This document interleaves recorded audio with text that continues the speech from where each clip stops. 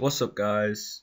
This is going to be a ports guide for pretty much total beginners, as I've had a lot of people recently ask me how to do ports and stuff. So I'm going to do a guide right from the beginning, because when I first did ports, it was quite overwhelming, because there is quite a lot of things that you need to know, and with all the different setups and stuff. So okay, so as soon as you get into ports, you'll go and speak to the captain over up here, in the captain's office. I think that's what it's called. So there's a captain, or the navigator, that's what he's called, navigator. Go talk to the navigator and he'll give you one of these captain's logs, and then you can crack on, basically. So there's a few things to note. This is your resources tab, and it logs the amount of resources that you've got. Chimes, that's the currency of player-owned ports. And then throughout the different regions, you unlock different resources. So there's bamboo, gunpowder, slate. Actually, it should be called black slate, cherry wood, jade, and stainless steel. So they're your resources for buying crew and upgrading your port, and also your ships as well, because you can. That's the three things you can have. You can upgrade your crew, you can upgrade your port, and then you can upgrade your actual ships as well. So they're things to know. And then these trade goods, these are to create things like Tetsu, Death Lotus, Sea Singers, Rocktail soups with the spices, and Scrimshaws with ancient bones.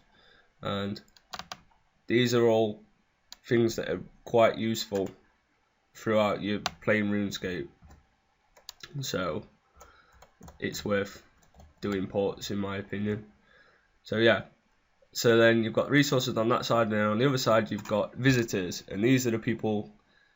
So you get a captain for hire every day, and that's a captain to crew your person to captain one of your ships, and it's just luck basically. Every day you'll get a different one spawn, and it's just luck whether you get a good one or not.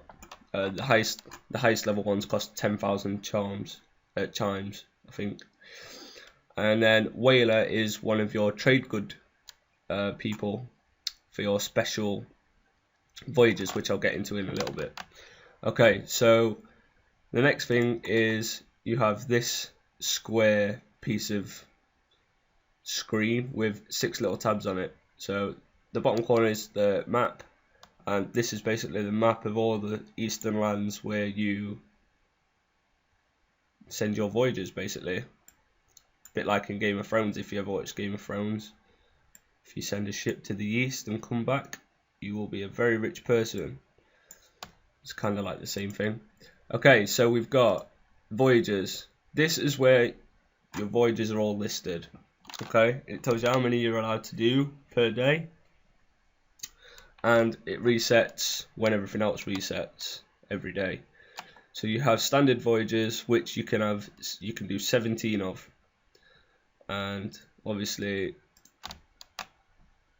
you can refresh them and change which ones you want, but then your thing will go down. And this tab is for your special voyages, which is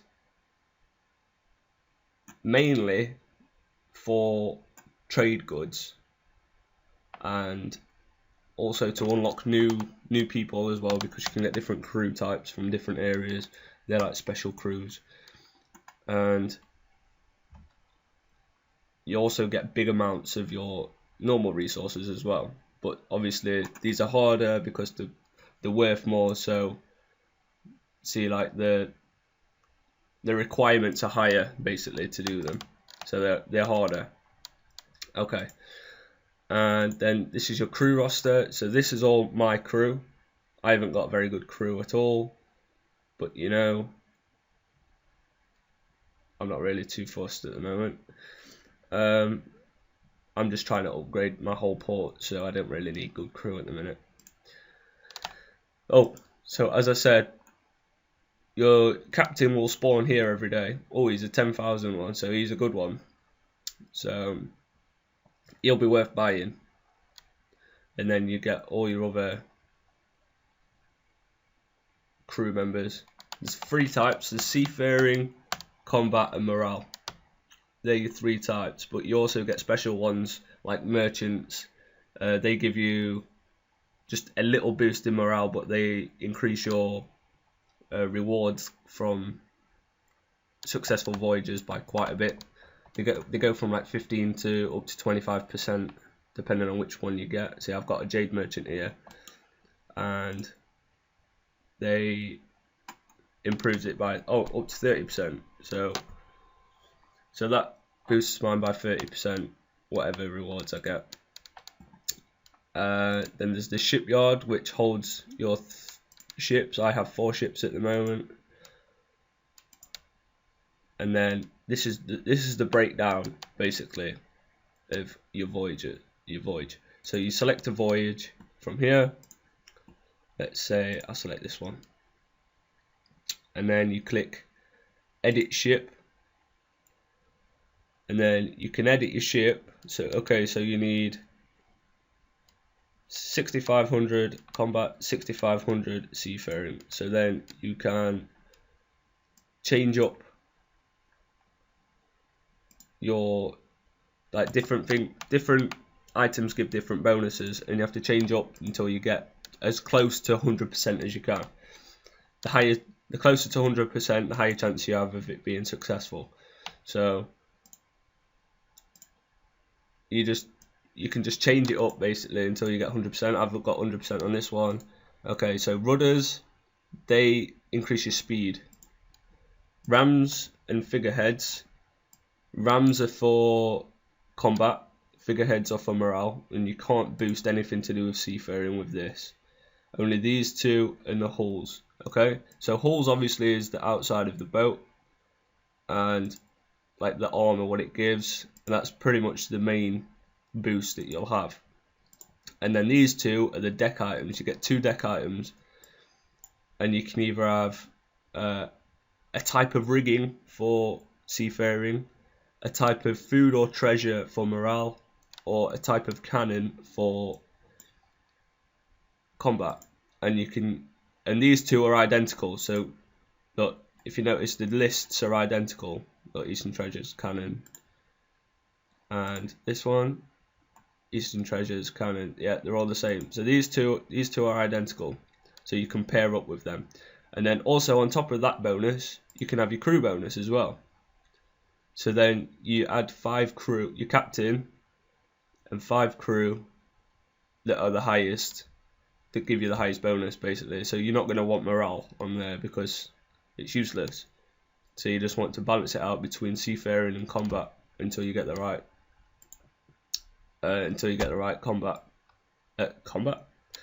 combo, should I say. Okay, so once you get the hang of sending them and getting your crew ready, you can start to... Actually, I'm going to show you something else first. Port management. This is where you find your scrolls, and you need scrolls.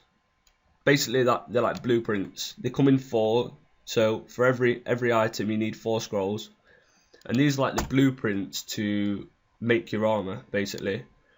So you need 200 plate to make full Tetsu.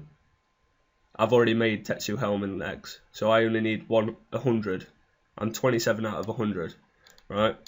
But you can have all of the plate, but if you haven't got the scrolls, you can't make anything at all. So these are like the blueprints, so you know what you're making with them. So you need to get these first. I would suggest trying to get as many of these as you can at a lower level, because when you get to a further on region like me, the voyages take 17 hours each, so, and they're very rare, so they can be a piss take to get, if I'm honest.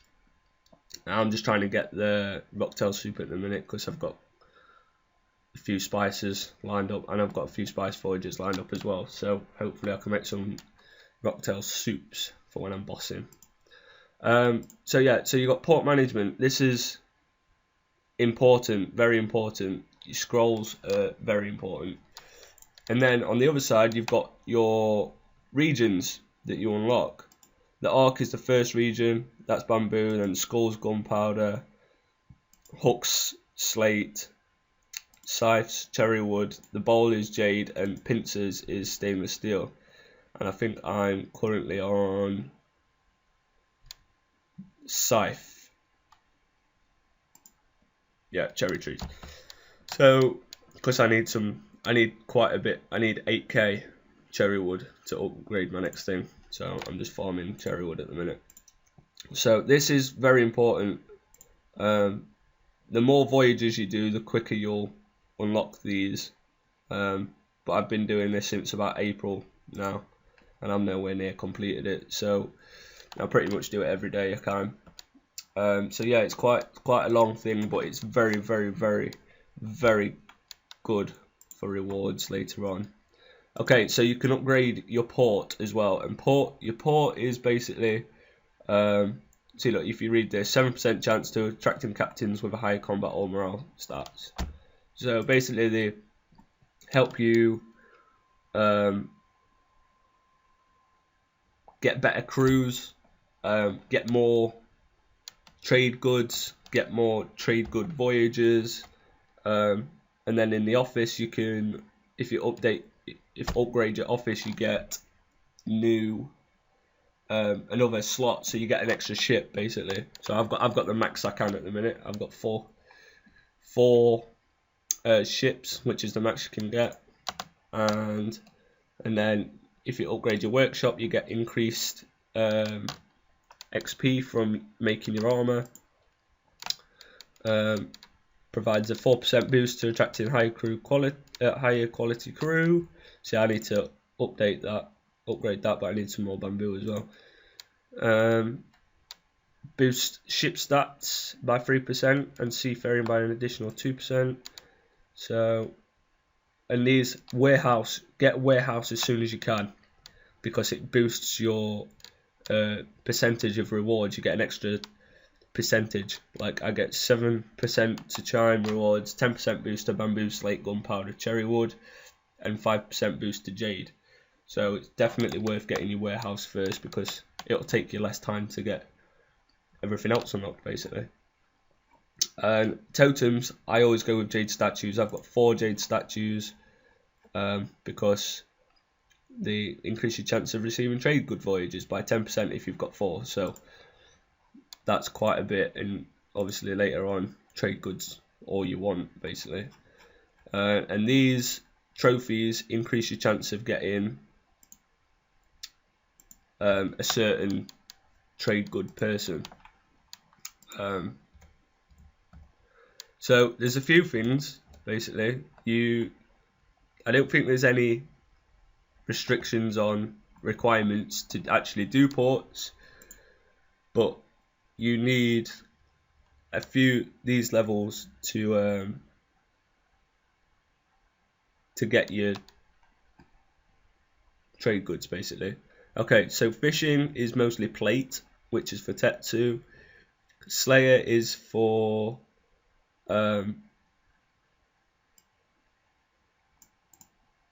lacquer, I believe, for Death Lotus. Same with thieving. Thieving's for lacquer for Death Lotus. Herblaw is the biologist for the bones, and room crafting is for chi for sea simmers. And you can also get voyages where they group up and they pair up.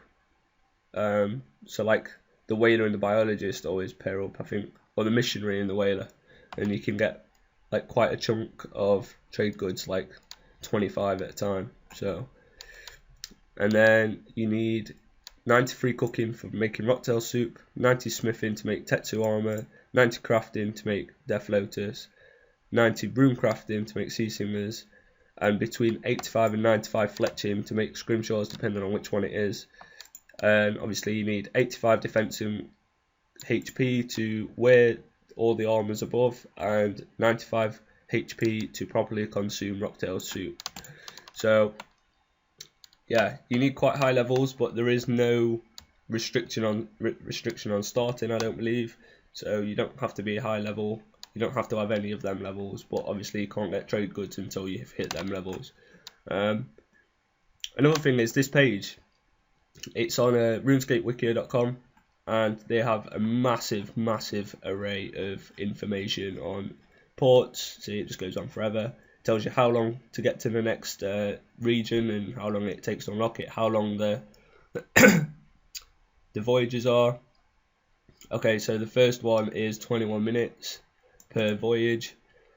The gunpowder ones are 52 minutes. Cherrywood are slate are 1 hour 44. Slate's 1 hour 44. Cherrywood is 3 hours 28. Jade is 6 hours 57 minutes, and in the pincers region they are 8 hours 41 minutes. So yeah, it takes a long time. So if you want any more information, head over to this page, and it will pretty much tell you everything you need to know. It has all the crew members listed as well. I believe right down at the bottom. Oh no, here you go. Look, there's another part of it. So yeah, it's just like help you out, guys. I hope it's been helpful anyway. If it hasn't, then I do apologise. But yeah, cheers guys.